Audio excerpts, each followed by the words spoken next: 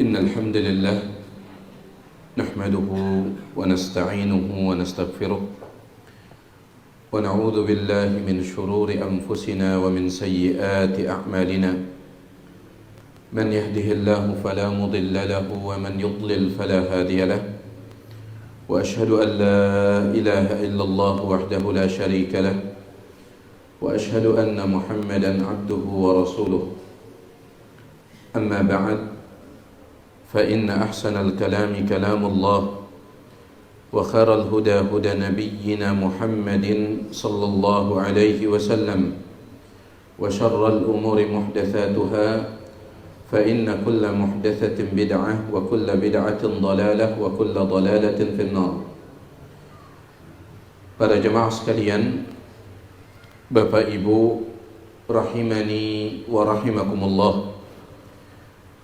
Alhamdulillah, pada kesempatan malam hari ini dengan kemudahan yang diberikan oleh Allah Subhanahu wa taala kepada kita bisa melanjutkan kembali pembahasan kita dalam ringkasan kitab Ad-Da' wad Dawa, ringkasan kitab yang ditulis oleh Al-Imam Al-Allamah Al-Hafidh Ibn Al-Qayyim rahimahullahu ta'ala. Pada pertemuan sebelumnya kita telah sampaikan bahwa di antara sebab terjadinya kesyirikan adalah su'uzzanni billahi ta'ala, berburuk sangka kepada Allah Subhanahu wa ta'ala. Ini di antara sebab terjadinya kesyirikan. Manusia berprasangka kepada Allah tidak sebagaimana semestinya.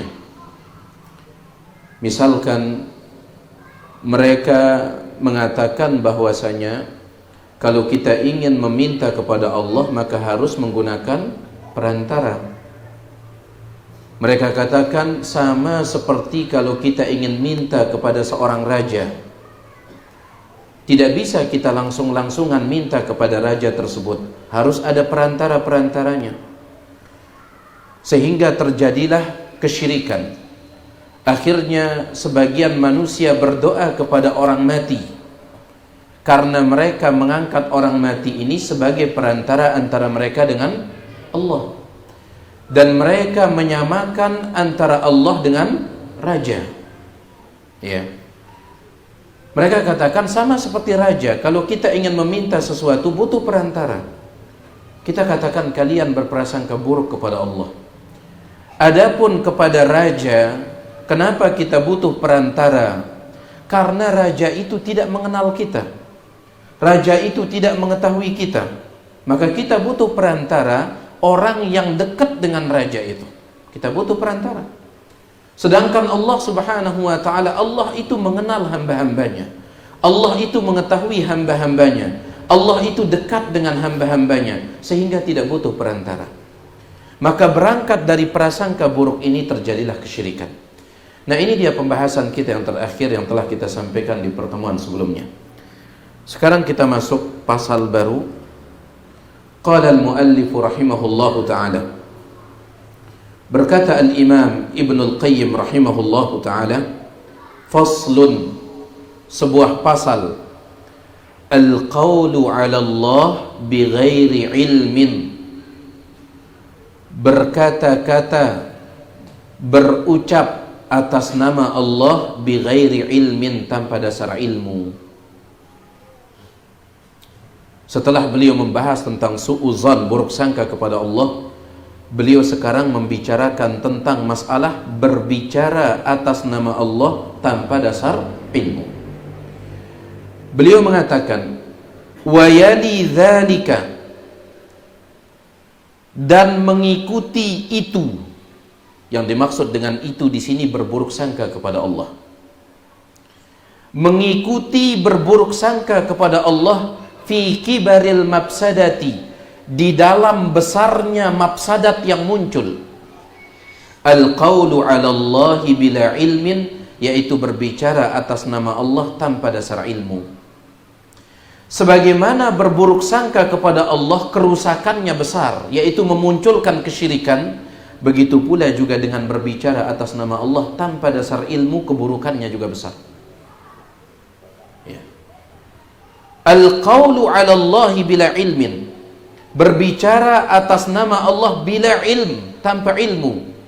Fi asma'ihi, misalkan berbicara tanpa ilmu terkait dengan nama-nama Allah. Wa sifatihi, terkait dengan sifat-sifat Allah.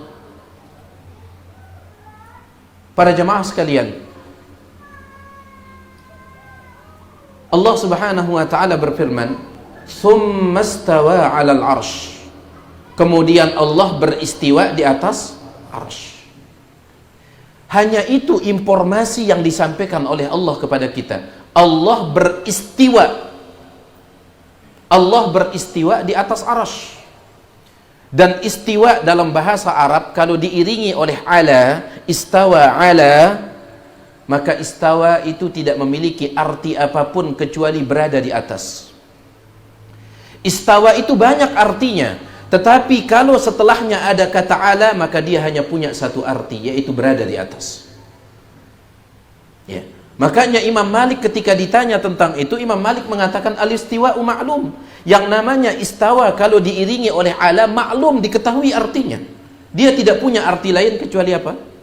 Berada di atas. Ya. Istawa itu banyak artinya. Kalau setelahnya ila, artinya menuju. Tsumma stawa ila sama, kemudian dia menuju ke langit. Kalau setelahnya ila. Tapi kan semua ayat itu diiringi oleh apa? Ala. Sehingga dia tidak punya arti lain kecuali berada di atas. Itu informasi yang Allah sampaikan kepada kita. Tsumma stawa 'alal 'arsy, tsumma stawa 'alal 'arsy. Ada 6 ayat yang lafaznya sama. Tsumma stawa 'alal 'arsy. Adapun ayat yang berikutnya yang ke-7, Ar-Rahmanu 'alal 'arsy. Hanya itu informasi dari Allah. Ya, Allah berada di atas arsy. Kemudian sebagian orang mentakwilkannya, oh istawa di sini artinya istaula, menguasai arsy. Pertanyaan kita, dari mana Anda dapat ilmu ini terkait dengan sifat Allah ini? Dari mana Anda dapat ilmu sehingga Anda mentakwilkan istawa menjadi istaula? Ini kan berbicara tanpa ilmu yang berkaitan dengan sifat Allah Subhanahu wa ta'ala. Ya. Allah Subhanahu wa ta'ala mengatakan yadullah, tangan Allah. Apa arti yadun? Tangan. Hanya itu informasi dari Allah, tangan Allah.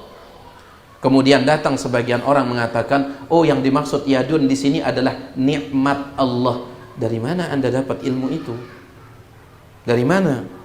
Kan informasi dari Allah sekedar yadullah, tangan Allah. Kenapa kok bisa tangan berubah jadi nikmat? Paham tidak antum?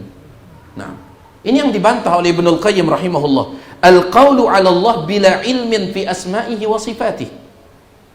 Berbicara tentang Allah tanpa dasar ilmu terkait dengan nama Allah, sifat Allah, wa af'alihi, perbuatan-perbuatan Allah. Ini sangat besar sekali dampaknya para jemaah sekalian. Sebelum saya lanjutkan, saya ingin bacakan untuk antum tulisan yang sangat indah terkait dengan masalah ini, ditulis oleh Syekh Ahmad bin Nasir At-Tayyar. Mudah-mudahan kita bisa mengambil manfaat dari ucapan beliau ini. Beliau mengatakan, min a'zamidz dzunubi 'indallahi ta'ala, di antara dosa yang sangat besar di sisi Allah, at-taqawwulu 'alaihi, berbicara tentang Allah atau tentang agama Allah, bima lam yaqulhu, dengan pembicaraan yang tidak pernah Allah bicarakan, yang tidak pernah Allah sebut. Ya, seperti tadi itu yadullah, Allah sekedar menyebut apa? Yad, tangan. Kemudian ditafsirkan menjadi apa? Nikmat. Walam yusyarri'hu, dan tidak pernah Allah syariatkan. Berbicara terkait dengan Allah atau terkait agama Allah, padahal Allah tidak pernah membicarakannya. Ini termasuk dosa yang sangat besar. Bal huwa min tazyinis syaitan, dan perbuatan seperti ini bagian daripada hiasan-hiasan syaitan untuk menipu manusia. wa makrihi bil insan, bagian dari makar syaitan terhadap manusia. Qala ta'ala anhu, Allah subhanahu wa ta'ala berfirman, wa la tattabi'u khutuwatis syaitan, janganlah kalian mengikuti langkah-langkah syaitan, innahu lakum aduwwum mubin, sesungguhnya syaitan itu musuh yang nyata bagi kalian. Innama ya'murukum bis-su'i wal fahsya, syaitan itu hanya ingin memerintahkan kalian bisu, melakukan keburukan, wal fahsya, dan perbuatan keji, wa an taqulu 'ala Allahi ma la ta'lamun, dan ingin memerintahkan kalian untuk berbicara tentang Allah apa yang kalian tidak ketahui. Berarti berbicara di dalam agama Allah tanpa dasar ilmu, berbicara tentang Allah, agama Allah, ya, syariat Allah tanpa dasar ilmu, ini merupakan misi syaitan. Wa an taqulu 'ala Allahi ma la ta'lamun. Kemudian di sini beliau membawakan ucapan Ibnul Qayyim dalam kitab yang berbeda, Madarijus Salikin. Apa kata Ibnul Qayyim? Wa ammal qawlu 'ala Allahi bila ilmin, adapun berbicara tentang Allah, begitu pula agama Allah, syariat Allah tanpa dasar ilmu, fahuwa ashaddu hadhil muharramati tahrima, merupakan perbuatan haram yang paling haram. Falaysa fi ajnasil muharramat, tidak ada di antara perbuatan haram a'zamu indallah, yang lebih besar haramnya di sisi Allah, minhu, daripada berbicara tanpa dasar ilmu. Wala asyaddu ithman, tidak ada yang lebih besar dosanya. Kenapa? Wa huwa aslu syirki wal kufri, karena berbicara tanpa dasar ilmu ini merupakan sumber kesyirikan dan kekufuran. Terjadinya kesyirikan di antara sebabnya adalah ini. Ada orang mengatakan orang mati ini, wali ini bisa memberikan manfaat dan mudarat. Mana dalilnya? Wali yang telah mati ini bisa memberikan manfaat dan mudarat, mana dalilnya? Tapi ada yang berbicara tanpa dasar ilmu seperti itu. Diajak orang ke kubur wali fulan, wali allan, kemudian mengatakan, oh wali ini dia punya kelebihan, dia bisa memberikan manfaat dan mudarat. Akhirnya orang pun jatuh dalam apa? Syirik. Mana dalilnya? Ya. Makanya Allah Subhanahu wa taala menyebut, ketika Allah menyebut tentang syirik, biasanya Allah itu iringi dengan kalimat ma lam yunazzil bihi sultana. Bima asyraku billah, gara-gara perbuatan syirik mereka kepada Allah, ma lam yunazzil bihi sultana, yang syirik itu tidak ada bukti sedikit pun tentang bolehnya. Ustadzuna Al-Fadil, Ustadz Dr. Firanda ketika menyebutkan ayat ini, beliau mengatakan syirik itu murni keburukan, syirik itu murni kesesatan, syirik itu murni kesalahan. Kenapa? Karena Allah mengatakan ma lam yunazzil bihi sultana, Allah tidak pernah menurunkan satu dalil pun tentang bolehnya syirik. Berarti syirik ini murni muncul gara-gara ada orang berbicara tanpa ilmu, ya, mengatakan wali fulan bisa memberikan manfaat mudarat. Antum kalau pakai kalung azimat ini, antum akan begini, begini, begini. Mana dalilnya? Toib. Akhirnya orang jatuh dalam kesyirikan.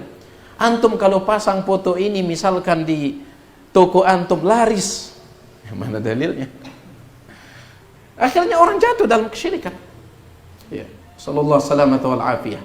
Makanya beliau Ibnul Qayyim mengatakan wahwa aslu syirki, sumber dari kesyirikan. Wal kufri, sumber kekufuran. Dulu orang-orang musyrikin jahiliyah mengatakan malaikat itu anak perempuan Allah. Mereka mengatakan malaikat itu anak perempuan Allah. Apa kata Allah dalam Al-Quran? Wa ja'alul malaikata alladhina hum ibadur rahmani inatha.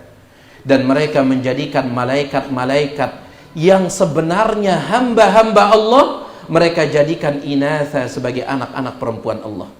Kemudian Allah mengatakan, asyahidu khalqahum, apakah mereka pernah menyaksikan penciptaan malaikat sehingga mereka tahu malaikat itu perempuan?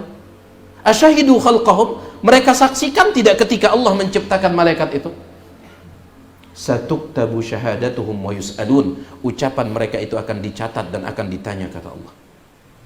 Jadi muncul kekufuran ini gara-gara apa? Berbicara tanpa dasar ilmu. Iya, berbicara tanpa dasar ilmu. Taib. Begitu pula dengan keburukan-keburukan yang lain. Ketika orang-orang Yahudi mengatakan, wa qalu lan tamassana an-naru illa ayyamam ma'dudah. Mereka berkata, orang-orang Yahudi berkata, kami tidak akan disentuh oleh neraka kecuali beberapa hari saja. Ya, kata Ibnu Katsir, hanya 40 hari. Kalaupun kami masuk neraka, wahai Muhammad, kata mereka, kami akan masuk neraka hanya berapa hari? 40 hari, karena mereka menyembah patung anak sapi itu 40 hari. Hanya 40 hari saja. Dari mana mereka tahu ini 40 hari? Makanya lanjutan ayatnya, qul attakhadhtum indallahi ahdan falan yukhlifallahu ahdah. Katakan kepada mereka, wahai Rasul, apakah kalian sudah buat perjanjian dengan Allah 40 hari? Kalau betul kalian buat perjanjian dengan Allah, falan yukhlifallahu ahdah, Allah tidak akan mengingkari janjinya. Kalian bikin perjanjian tidak dengan Allah? Am taquluna 'ala Allahi ma la ta'lamun, atau kalian hanya berbicara mengatasnamakan Allah apa yang kalian tidak ketahui. Berbicara tanpa ilmu. Mengatakan 40 hari, dari mana tahunya 40 hari? Baik. Jadi berbicara tanpa dasar ilmu ini sumber kesyirikan, sumber kekufuran. Wa 'alaihi ussisatil bid'ah wad dhalalat. Di atas berbicara tanpa dasar ilmu inilah ussisat dibangun al-bid'u, perkara-perkara bid'ah, wad-dhalalat, dan kesesatan. Beberapa kali saya sampaikan kepada antum, ada salah seorang ustadz ditanya oleh jamaahnya, Ustadz, betul tidak maulid itu tidak ada dalilnya? Apa kata dia? Kerjakan saja, nanti saya tanggung jawab di hadapan Allah. Ini berbicara pakai dalil atau pakai emosi? Sudah tidak lagi pakai ilmu, subhanallah. Waqi'. Lakukan sudah, kata dia. Nanti saya tanggung jawab di hadapan Allah. Allahu akbar. Terjadilah akhirnya bid'ah. Iya. Ada lagi seorang ustadz ditanya, Ustadz, katanya nanggep bangket itu, antum tahu nanggep bangket? Apa bahasa Anda? Nanggep juga. Katanya nanggep bangket itu riba. Nanggep bangket itu, gak tahu saya bahasa Jawanya Mayuda. Apa? Gade bangket, gade sawah gitu, gade sawah. Jadi misalkan saya butuh uang, saya datang ke Bang Yuda minjem uang. Bisa tidak saya minjem 30 juta? Kemudian ini sawah saya sebagai barang jaminannya. Ya, kemudian saya pun dikasih. Tetapi selama saya masih minjem belum jatuh tempo, sawah saya digarap oleh Bang Yuda. Itu dia. Itu nanggep bangket ya. Itu riba. Karena kullu qardin jarra manfaatan fahuwa riba. Ya, setiap hutang yang mendatangkan manfaat maka itu adalah riba. Uang beliau yang 30 juta akan balik. Tetapi sebelum dia balik sudah banyak hasil dari sawah itu yang beliau ambil. Berarti kan nambah. Ada seorang ustadz ditanya, Ustadz katanya riba. Kata dia, gini saja katanya. Rubah ucapannya supaya tidak riba. Katanya. Gimana ucapannya? Engkau pinjam uangku, aku pinjam sawahmu. Ini lihat. Ini, pinjam sudah uang saya pinjam sawahmu. Subhanallah. Subhanallah ya. Betul kata Rasul SAW, akan muncul di tengah umat ini orang-orang yang menghalalkan khamr dan mereka menamakannya dengan selain namanya. Begitu pula akan muncul orang-orang yang menghalalkan riba. Bahkan beberapa waktu yang lalu sempat ada pengajian di sebuah bank. Seorang ustadz didatangkan untuk mengaji di bank tersebut. Apa judul pengajiannya? Keutamaan bekerja di bank. Kemudian dibawakan dalil-dalil. Dalil menurut pemahaman dia. Subhanallah. Sekian banyak dalil tentang haramnya riba, mental. Mental semuanya. Coba lihat. Al-qawlu 'ala Allah bighairi ilm. Rusak agama Allah Subhanahu wa taala. Gara-gara munculnya manusia yang berani berbicara. Taib, makanya Ibnu Al-Qayyim mengatakan wa 'alaihi, di atas berbicara tanpa ilmu inilah ussisatil bid'ah. Perkara-perkara bid'ah dibangun. Waddalalat, dan juga kesesatan. Fakullu bid'atin mudillatin fid din, setiap bid'ah yang menyesatkan di dalam agama, asasuha, pondasinya adalah al-qawlu 'ala Allahi bila ilmin, berbicara di dalam agama Allah tanpa ilmu. Walihada ishtadda nakirus salafi wal a'immati laha. Mohon maaf Ustaz ya, saya baca kitab yang lain dulu. Ya. Walihada, oleh karena itu kata Ibnul Qayyim dalam kitabnya Madarijus Salikin, ishtadda nakirus salafi wal a'immati laha, sangat keras pengingkaran ulama salaf dan para imam-imam terhadap perbuatan berbicara tanpa dasar ilmu. Jamaah sekalian, jangankan modelnya kita, Nabi SAW diancam oleh Allah Subhanahu wa taala kalau beliau berani berbicara tanpa dasar ilmu di dalam agama Allah. Padahal kita tahu Rasul ini, ya. Apa kata Allah di dalam Al-Quran? Dalam surah Nun atau dalam surah Al-Haqqah, walau taqawwala alaina ba'dal aqawil, seandainya Muhammad itu membuat-buat ucapan atas nama kami sebagaimana yang kalian tuduhkan. Orang-orang jahiliyah mengatakan, orang-orang musyrikin Makkah mengatakan Al-Quran ini ucapan buatannya Muhammad. Maka Allah katakan, walau taqawwala alaina ba'dal aqawil, seandainya betul seperti yang kalian tuduhkan, Muhammad membuat ucapan-ucapan atas nama kami, la akhadna minhu bil yamin, kami akan pegang dia dengan tangan kanan, wa qata'na minhu al-watin, thumma la qata'na minhu al-watin, kemudian kami akan putuskan urat nadinya. Ini Nabi SAW diancam. Ya. Baik. Jadi para salaf ini sangat keras pengingkarannya.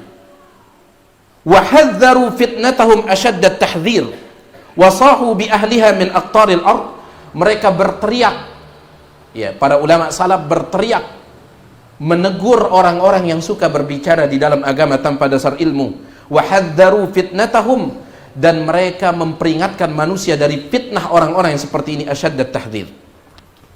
Di antaranya jemaah sekalian, ya, di antara ucapan sebagian ulama salaf yang memperingatkan dari ini adalah ucapannya Abdullah bin Mas'ud radhiyallahu anhu.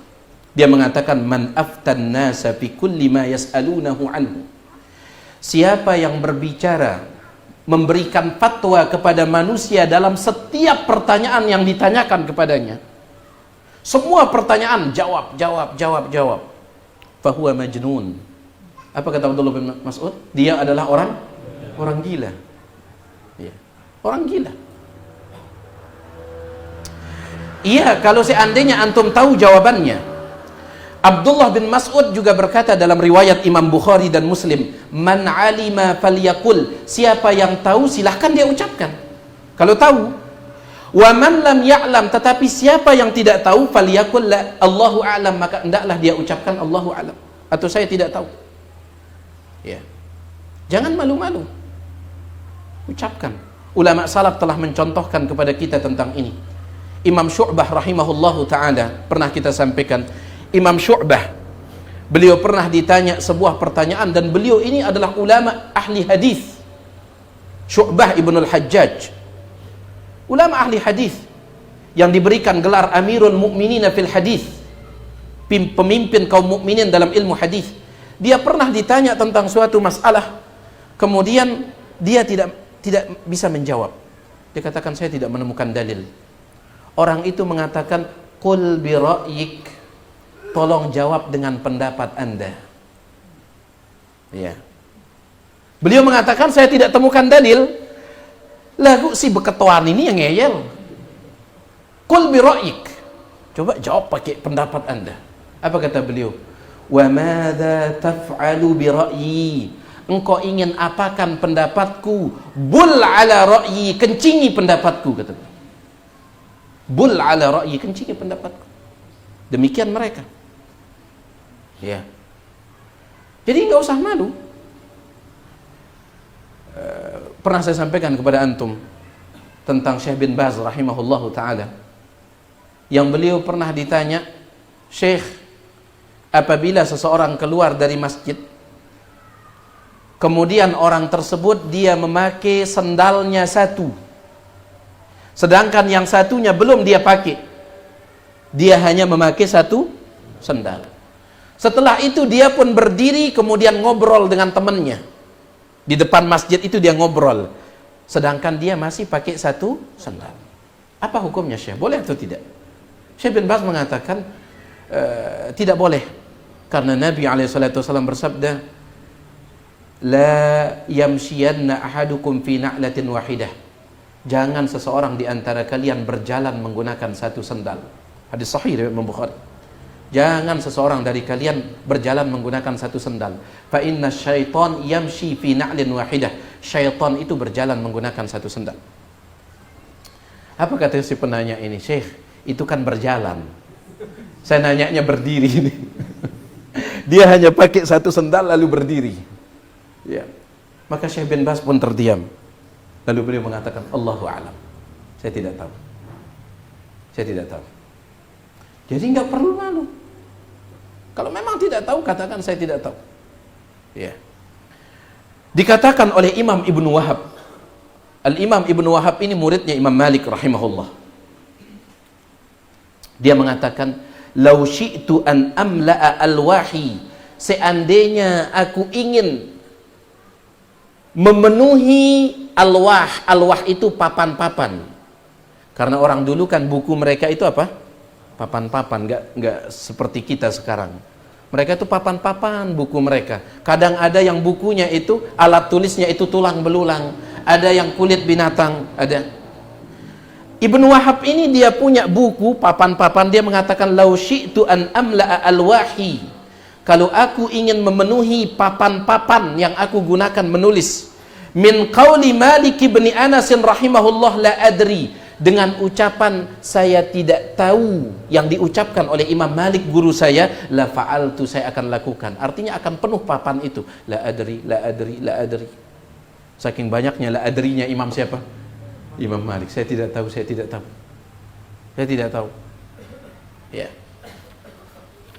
Taib. Jadi mereka itu sangat takut sekali berbicara dalam agama Allah tanpa dasar ilmu. Dan kita juga ingin minta ya kepada kita, kalau antum bertanya kepada seorang ustadz dan ustadznya tidak tahu, jangan dipaksa.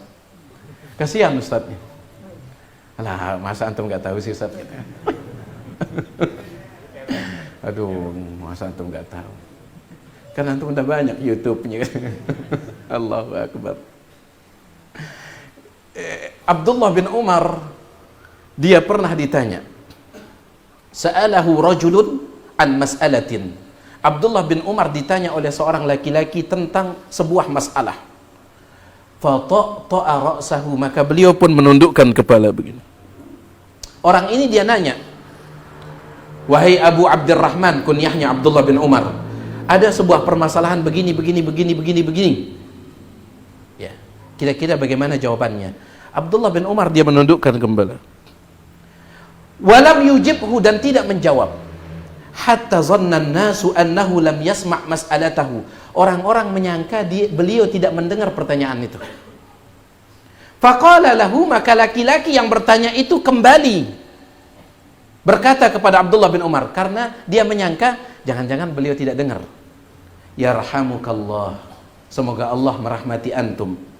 Ama sami'ta mas'alati, antum dengar enggak pertanyaan saya?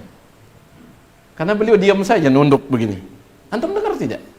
Qal, kata Abdullah bin Umar, bala, iya, saya dengar. Walakinnakum ka'annakum tarawna anna Allah Ta'ala laisa bisailina amma tas'aluna anhu. Tetapi sepertinya kalian menyangka kami yang kalian tanya ini tidak akan ditanya oleh Allah tentang jawaban kami. Nah ini dia kadang dipaksa oleh jamaahnya, dipaksa. Ya. Yang pribadi pernah mengalami itu, pernah saya sampaikan sama antum. Ada seseorang, alhamdulillah dia bertanyanya pakai kertas, sehingga tidak ketahuan orangnya.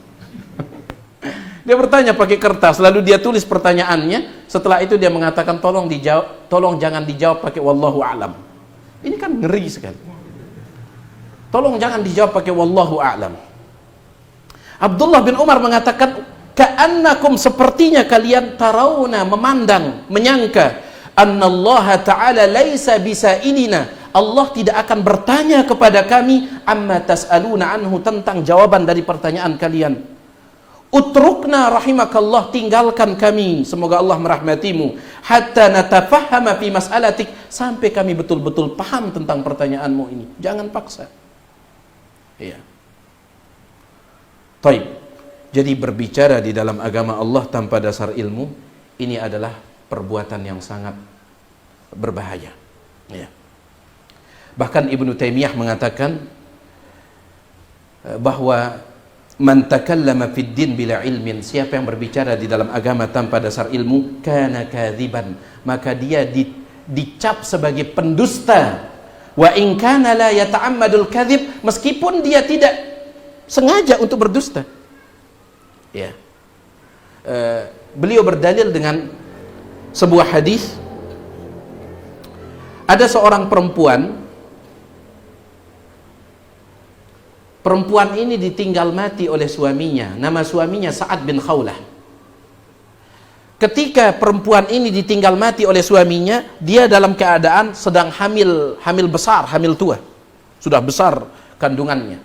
Suaminya pun meninggal. Baik.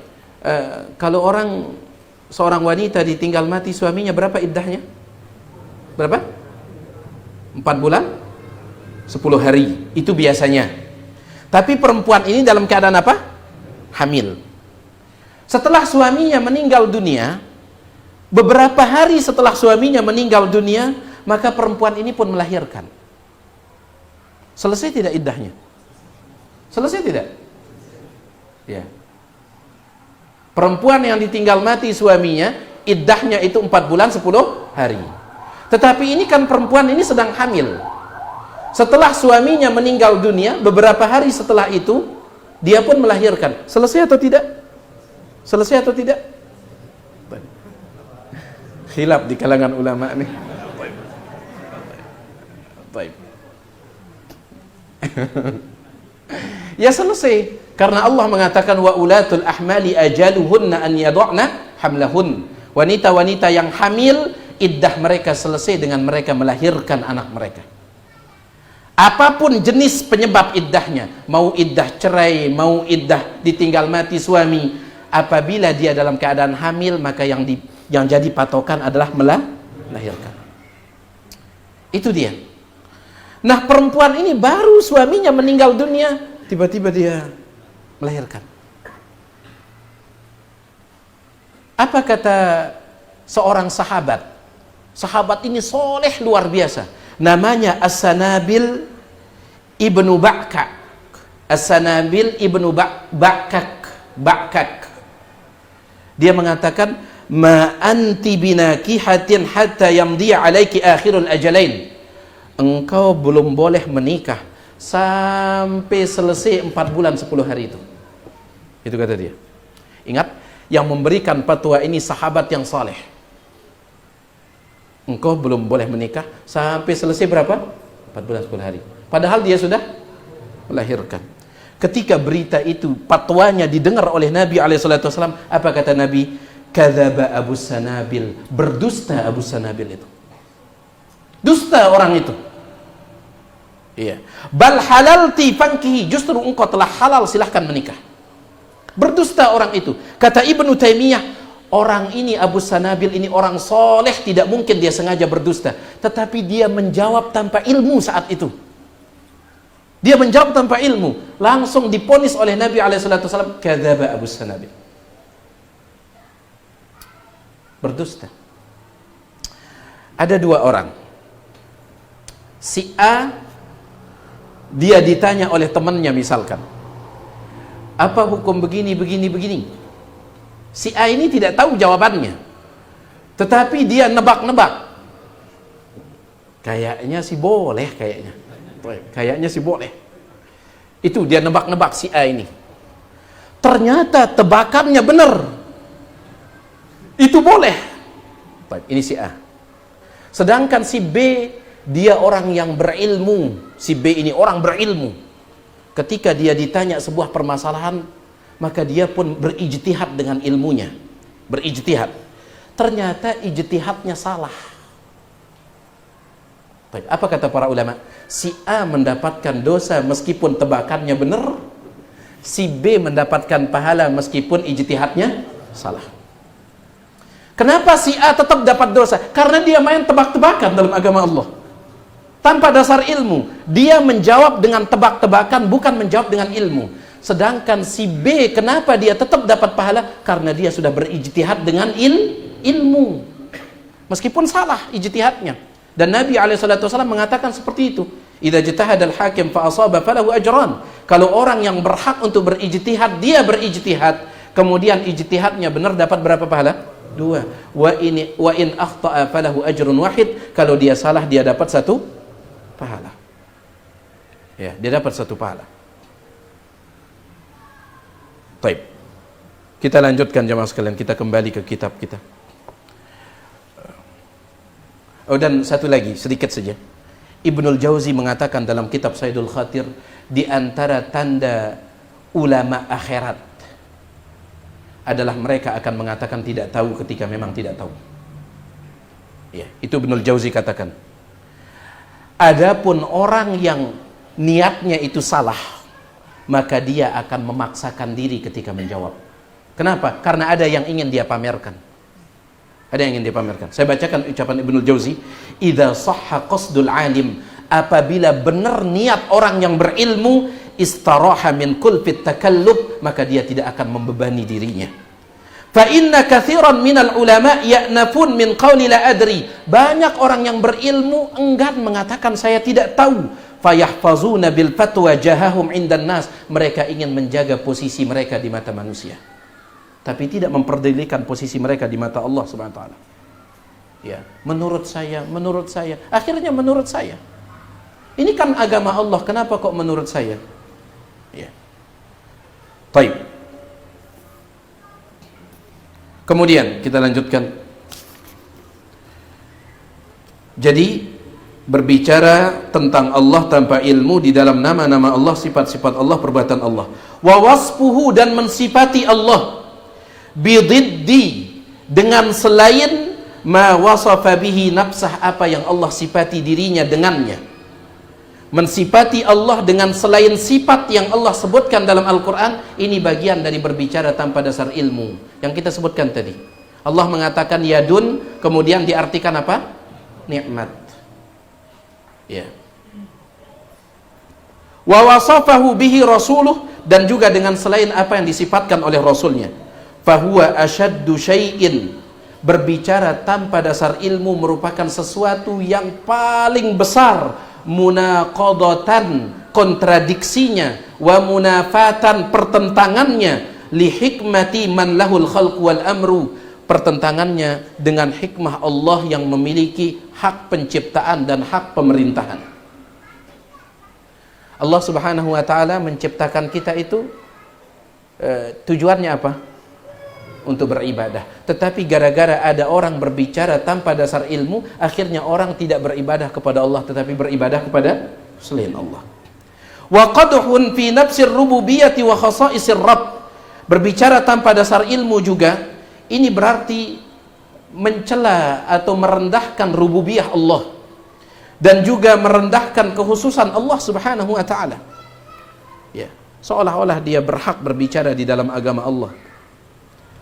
Fa in sadara dzalika an ilmin, kalau dia melakukan itu sengaja, fahuwa inadun aqbahu minasyirki, maka perbuatannya itu adalah bentuk penentangan yang lebih buruk daripada kesyirikan.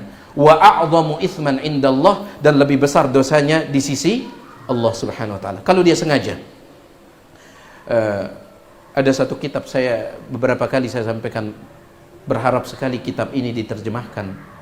Ya, saya tidak tahu apakah sudah diterjemahkan. Ditulis oleh Fadilatul Syekh Bakar bin Abdullah Abu Zaid rahimahullah. Judul kitabnya At-Ta'alum, artinya sok tahu. Ya, kalau bahasa Kanak Bajang itu sotoi gitu. Itu judul kitab At-Ta'alum. Di sana beliau membawakan beberapa cerita orang-orang yang sengaja, ya, yang sengaja.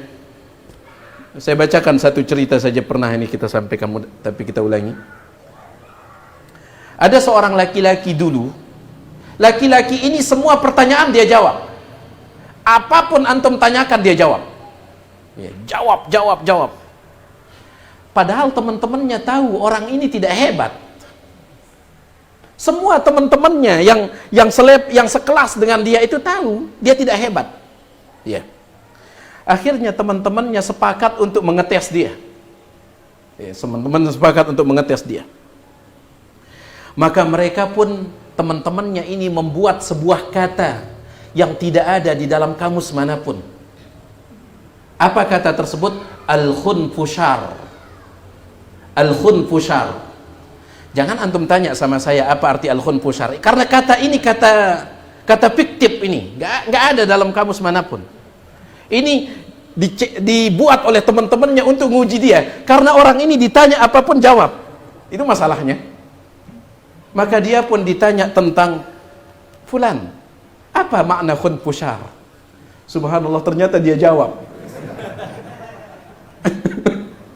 Dia mengatakan fa'ajaba 'alal badihah, bahkan dikatakan dia menjawab langsung tanpa berpikir. Dia mengatakan nabatun thayyibur raihati, khunfushar itu adalah sebuah tumbuhan yang mengeluarkan aroma yang harum, yanbutu bi atrafil Yaman, yang hanya tumbuh di pinggiran negeri Yaman.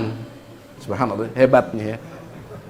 Tumbuhan harum sekali aromanya. Dia hanya tumbuh di pinggiran negeri Yaman.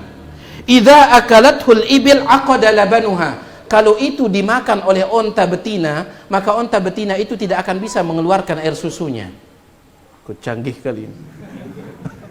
Kemudian tidak sampai di sana, dia mengatakan qala syairuhumul yamani. Dalil dari ucapan saya ada sebuah syair, kata dia. Syair dari seorang dari Yaman. Apa kata dia? Laqad aqadat mahabbatukum fuadi kama aqadal halib al-khunfushari. Sesungguhnya kecintaanku kepada kalian mengikat hatiku sebagaimana tumbuhan khunfushar mengikat air susunya unta. Sudah lihat hebatnya dia. Kemudian dia mengatakan wa qala Daud al-Antaqi fi tadhkiratihi kadza. Begitu pula khunfushar ini disebut oleh Imam Daud dalam kitabnya At-Tadhkirah. Lalu dia mengatakan qala an-nabiy sallallahu alaihi wasallam. Khunfushar juga disebutkan dalam sebuah hadis. Teman-temannya mengatakan cukup. Engkau sudah berdusta dengan nama mereka, jangan berdusta dengan nama Nabi alaihi wasallam. Ini kami buat sendiri ini. Nah, ada orang-orang yang seperti ini. Ya. Baik. Baik, wallahu taala ala wa alam. Jadi agama Allah ini besar, maka berbicaralah dengan ilmu. Mudah-mudahan yang kita sampaikan ini ada manfaatnya. Mohon maaf atas segala kekurangan. Kalau ada yang ditanyakan, jangan persilahkan selesai adzan kalau ada.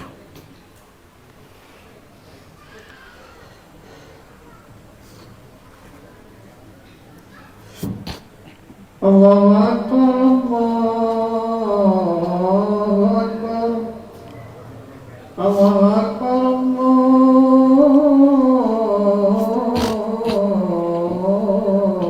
Akbar. Asyhadu an la ilaha illallah, asyhadu an la ilaha illallah, asyhadu anna Muhammadar Rasulullah, asyhadu anna Muhammadar Rasulullah.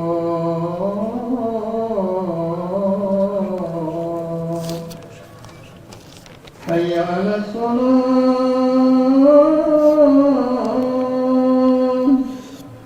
hayya 'alas shalah,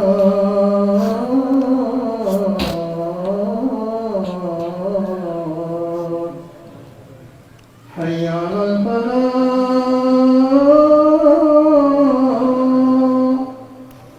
hayya 'alal falah.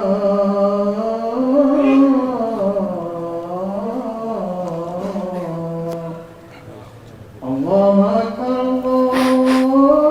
Allahu Akbar. La ilaha illallah.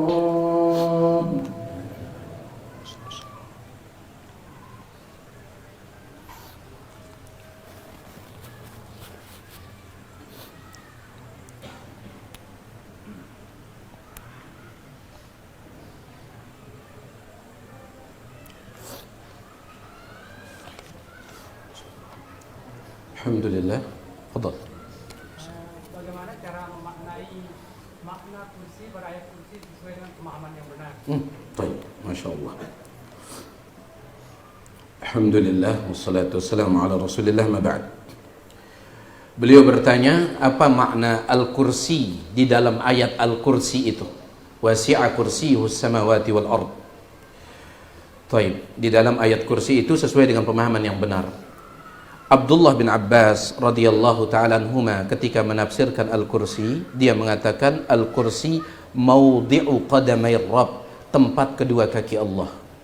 Itu dia yang datang dari para salaf, di antaranya sahabat Nabi alaihi salatu wasallam Abdullah bin Abbas. Dan ingat tentang kursi ini perkara gaib atau tidak? Perkara gaib atau tidak? Gaib.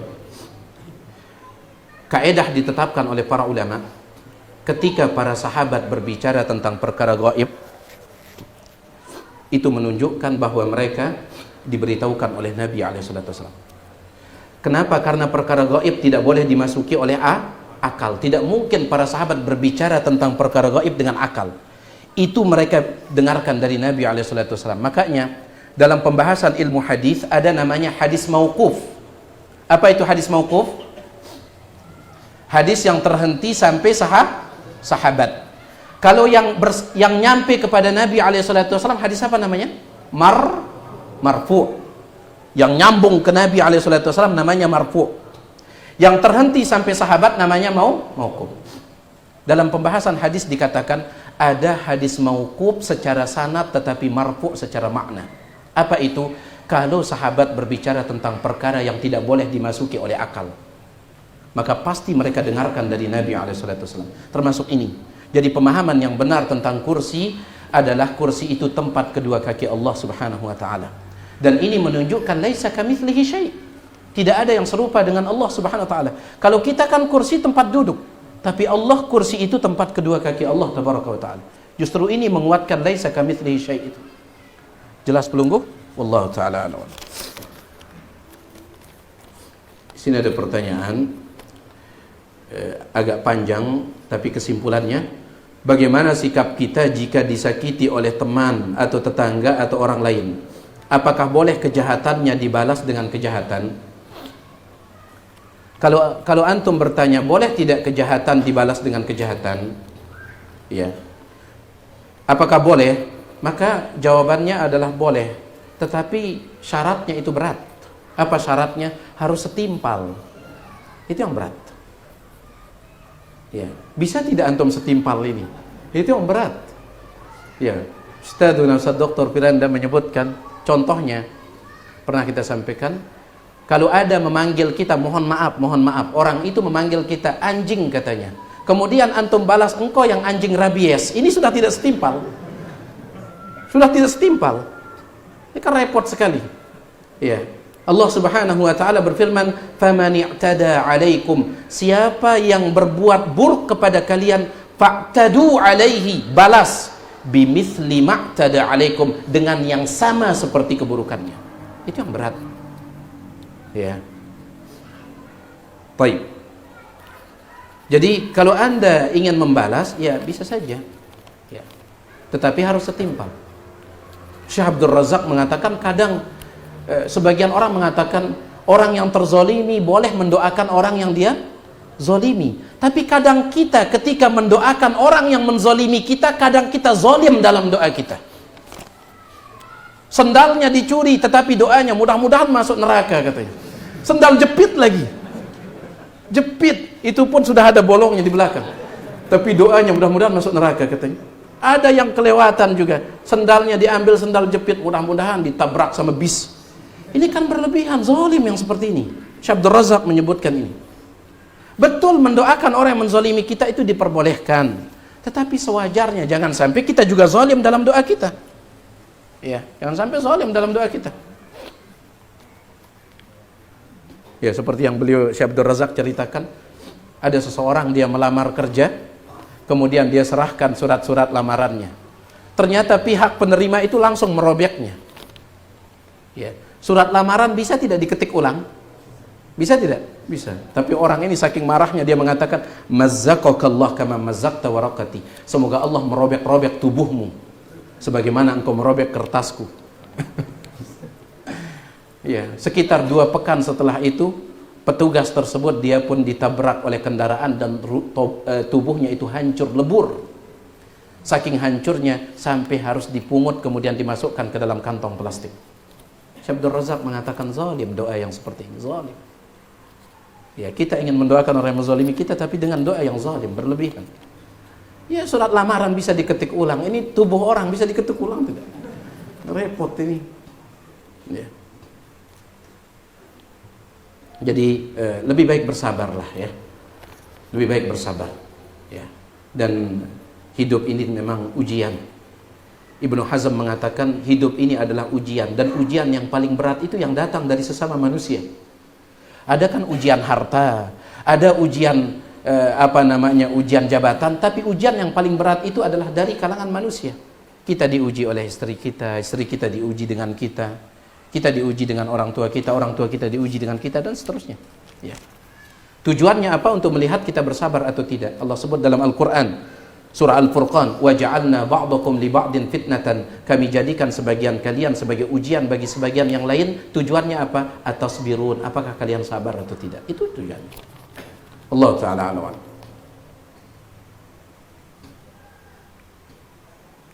Apalagi ini lanjutannya beliau katakan, bagaimana jika yang melakukan itu, yang menyakiti kita adalah seorang ustaz atau seorang ulama, padahal dia telah berjasa banyak kepada kita. Itu yang antum ingat jasanya itu. Itu yang antum ingat jasanya itu. Ya. Wallahu ta'ala a'lam.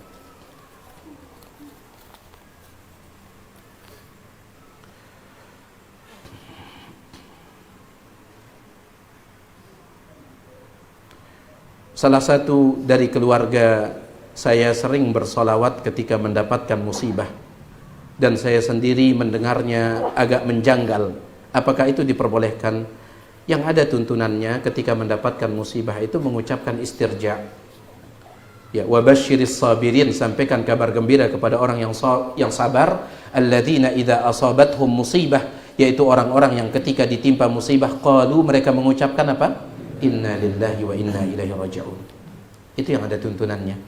Cukupkan diri dengan tuntunan. Ingat, kita tidak melarang orang bersolawat, ya. Tetapi kadang dalam beberapa perkara itu ada tuntunan, dan dalam perkara tersebut solawat tidak ada tuntunannya di sana, ya. Jadi jangan salah dipahami, karena sebagian orang mengatakan ini melarang solawat. Tidak. Abdullah bin Umar pernah mendengar seseorang bersin, orang bersin. Kalau kita bersin ngucapin apa? Alhamdulillah. Tapi orang itu mengatakan dia bersin alhamdulillah wassalatu wassalamu ala rasulillah. Apa kata Abdullah bin Umar? Jangan. Nabi mengajarkan kami alhamdulillah saja. Apakah Abdullah bin Umar melarang salawat? Tidak. Di sini tidak ada tuntunannya. Di sini tidak ada tuntunannya. Silahkan dalam keadaan yang lain antum bersalawat, ya.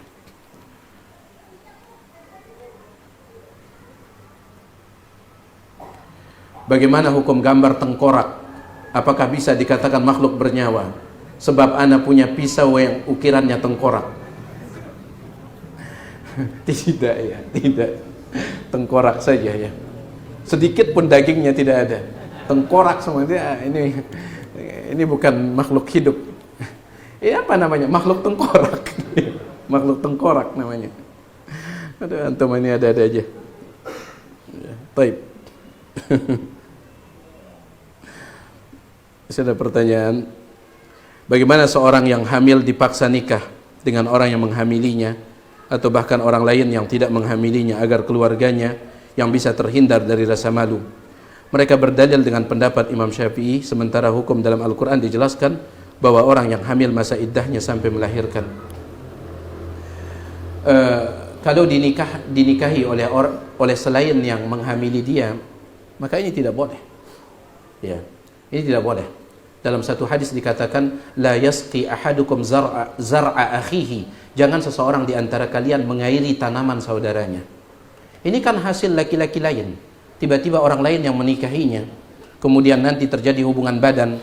Kata Nabi SAW, jangan seseorang dari kalian mengairi tanaman saudaranya. Ini tidak boleh. Ya. Adapun kalau dinikahi oleh yang menghamilinya, maka ini ada khilaf memang di kalangan para ulama. Dan saya memilih tidak menjawab. Ya, saya memilih tidak menjawab. Nanti antum tanyakan sama ustaz yang lain. Wallahu ta'ala a'lam wa a'lam. Saya pernah dengar hadis, artinya Rasulullah berwasiat kepada seorang sahabat, berpuasalah 3 hari dalam sebulan, menjaga salat duha tiap hari, dan witir sebelum tidur. Apakah sahih ini? Iya, sahih. Ya, ini wasiat Nabi SAW kepada Abu Hurairah, juga wasiat beliau kepada Abu Dzar.